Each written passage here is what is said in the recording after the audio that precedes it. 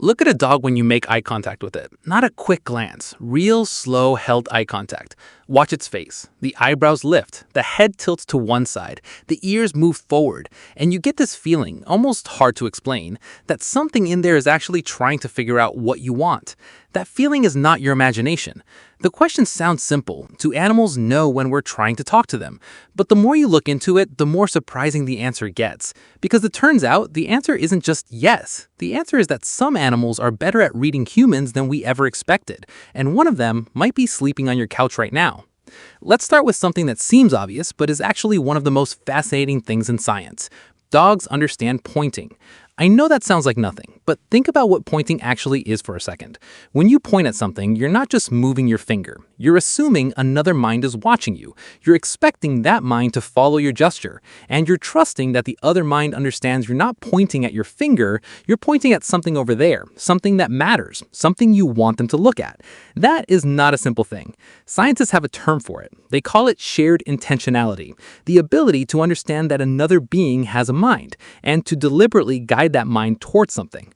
For a long time, scientists believed only humans could truly do this. Then they tested dogs, and dogs followed the point perfectly. Every time. Even young puppies who had never been trained did it naturally. Then they tested chimpanzees, our closest relatives on Earth, animals that share 98.7% of our DNA, animals that can solve complex puzzles and use tools. And chimpanzees could not follow the point, not because they weren't smart enough, but because they didn't understand why a human would point at something to help them. The idea of one mind guiding another didn't connect for them the way it did for the dog. A dog understood something a chimpanzee didn't. Let that sit for a moment. Now here's the part that explains everything. Dogs didn't get this ability from nowhere. They got it from us. Over roughly 15,000 years of living beside humans, something in dogs changed at a deep level. The wolves that were less afraid of human camps started hanging around more. They got scraps. They stayed close. And over thousands and thousands of generations, the ones that were best at reading human faces, following human gestures, and understanding human intentions survived better. They were more useful. They were kept around. They were fed. Evolution very slowly built an animal that is specifically wired to pay attention to you. And the proof of this is not just behavioral, it's physical. Dogs have a small muscle above their eyes that wolves do not have. Scientists discovered it only a few years ago. This muscle does exactly one thing. It lifts the inner corner of the eyebrow and creates the expression that humans read as sad, sincere, and emotionally present. You know the look. Every dog owner knows the look. That expression was not an accident. Dogs evolved an entire facial muscle over thousands of years for the sole purpose of making a face that makes humans feel something. Not to run faster, not to hunt better, to communicate with us. That is one of the most extraordinary things I have ever learned about any animal. But let's move away from dogs for a moment, because this gets even more interesting.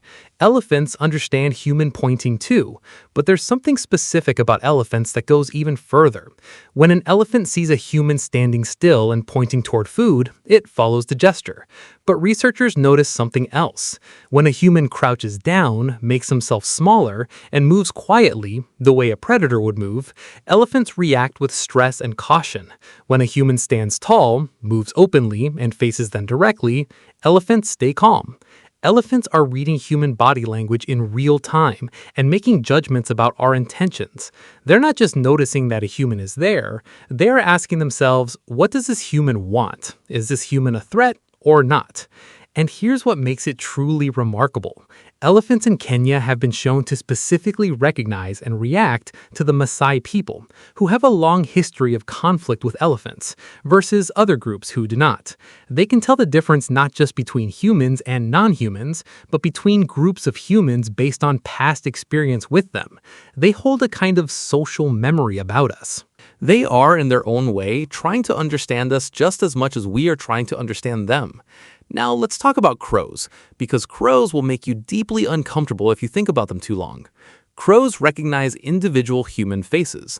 If a crow has a bad experience with a specific person, say a researcher who trapped and tagged it, that crow will remember that face and react with alarm calls specifically when that person walks by, not other people, that person. And here's where it gets strange. The crow will teach other crows in the area to react to that same face. Crows that never had any interaction with that researcher will start alarm calling when he walks past because they learned his face from other crows. They're communicating information about specific humans to other crows. They are building a shared, socially transmitted understanding of individual people.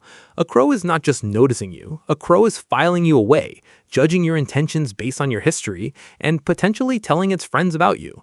If that doesn't make you think twice before being rude to a crow, nothing will. But here's the deeper thing that all of this is pointing toward. Animals don't just react to us. Many of them actively try to communicate back. And when they do, the signals they use are ones they have learned specifically because they live around humans.